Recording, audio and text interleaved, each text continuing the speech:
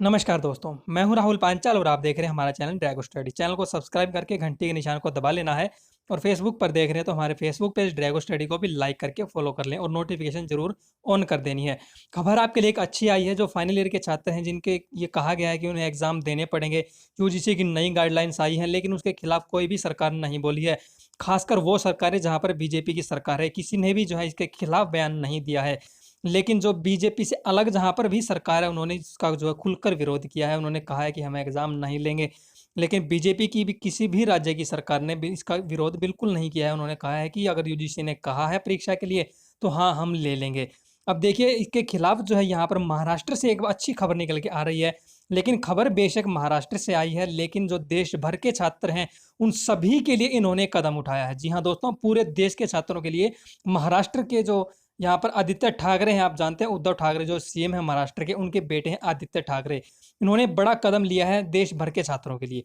देखिए इन्होंने एक पिटीशन डाली है सुप्रीम कोर्ट में पूरे देश भर के छात्रों के लिए।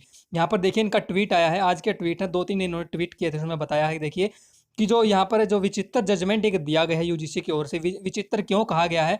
वो इसलिए क्योंकि हालात हैं नहीं परीक्षा लेने के, लेकिन फिर भी यूजीसी अड़ा हुआ है कि परीक्षा हम लेंगे। तो ये एक विचित्र सा ही जजमेंट है कि वहाँ पर उन्होंने कहा कि हम फिर भी परीक्षा लेंगे। उन्हें कोई चिंता नहीं है आपके स्वास्थ्य की, उन्हें बस अपनी जिद पे अड़े रहना है कि हम परीक्षा लेंगे। तो यहाँ पर इन्होंने साफ-साफ यही बात इन्होंने कही है कि पूरे देश भर के छात्र जो जिन्हें कि फोर्स किया जा रहा है एग्ज़ाम देने के लिए, उनकी सुरक्षा की ओर ध्यान नहीं है। तो यहाँ पर इन्होंने आगे जो अगला ट्वीट है इन्होंने इसमें कहा कि we believe that academic excellence can't be judged by one examination and for academic excellence we must calculate the aggregate marks of the जो पास्ट सेमेस्टर्स है। इन्होंने साफ एक बात कही है कि जो सिर्फ एक एग्जामिनेशन जो है आपकी एक्सीलेंस को जज नहीं कर सकता है, यानी कि आपकी कितनी काबिलियत है वो सिर्फ आप एक पेपर देकर ये साबित नहीं कर सकते हैं।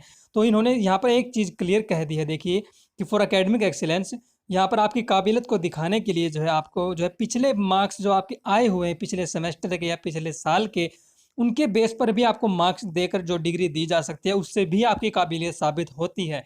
Beyond which if students still feel the need to appear for an examination they voluntarily may do so post covid. तो इन्होंने ये बात भी यहाँ पर कहा है कि अगर कोई छात्र फिर भी चाहे कि वो परीक्षा देना चाहता है तो बाद में उनको मौका भी दिया जा सकता है, इसमें कोई हर्ज नहीं है। तो ये इनको दिखाता है कि इनकी सोच कैसी है। पढ़े लिखे इंसान की सोच यही हो सकती है जैसा कि इन्होंने यहाँ पर दर्शाई है। लेकिन जो हमारे एचआरडी मिनिस्टर हैं वो कहने को तो हमारे एजुकेशन मिनिस्टर हैं, लेकिन उनकी जो सोच है वो मैं तो सच बताऊं किसी अनपढ़ के बराबर उनकी सोच मानता हूं। क्योंकि वो जिस तरह से वो अड़े हुए हैं एग्जाम लेने के चक्कर में कि हाँ हम तो एग्जाम लेंगे, जबकि स्थितियां बिल्कुल ऐसी नहीं है। आप देख रहे हैं कि 40,000 के करीब जो अब नए केसेस जो है दिल्ली के आने शुरू हो चुके हैं। अब इसके बाद यहाँ पर देखिए इन्होंने बताया है कि जो अगला ट्वीट किया था कि टुडे युवा सेना has filed a writ petition in the Supreme Court with a humble prayer to save life of lakhs of students। जो लाखों स्टूडेंट हैं जो कि पूरे देश भर के, उनकी जान बचाने के लिए, उनकी सुरक्षा के लिए युवा सेना जो है उन्होंने रिट पिटीशन जो है सुप्रीम कोर्ट में डाल दी है कि जो परीक्षाएं हैं वो ना ली जाएं और छात्र जो उनको जो है जान उनको बचाया जा सके। तो देखिए कि जो स्टूडेंट हैं, टीचर हैं, नॉन टीचिंग स्टाफ है एंड देयर फैमिलीज, इन्होंने सबको जो है यहाँ पर जो है एक साथ लेते हुए ये बात कही है कि क्योंकि टीचर भी तो एग्जाम के लिए जाएंगे। जब स्टूडेंट का एग्जाम होगा तो वहाँ पर ड्यूटी तो टीचर्स की भी लगेगी और जो नॉन टीचिंग स्टाफ होता है ड्यूटी उनकी भी लगती है वहाँ पर। और जो आपकी फैमिली है उनका भी जो है इससे सीधा संबंध है, क्योंकि अगर कोई छात्र वहाँ पर जो संक्रमित हो जाता है तो जाना तो उसने अपने घर पे ही है। तो उस अगर वो संक्रमित होगा तो उससे परिवार को भी संक्रमण का खतरा बढ़ेगा।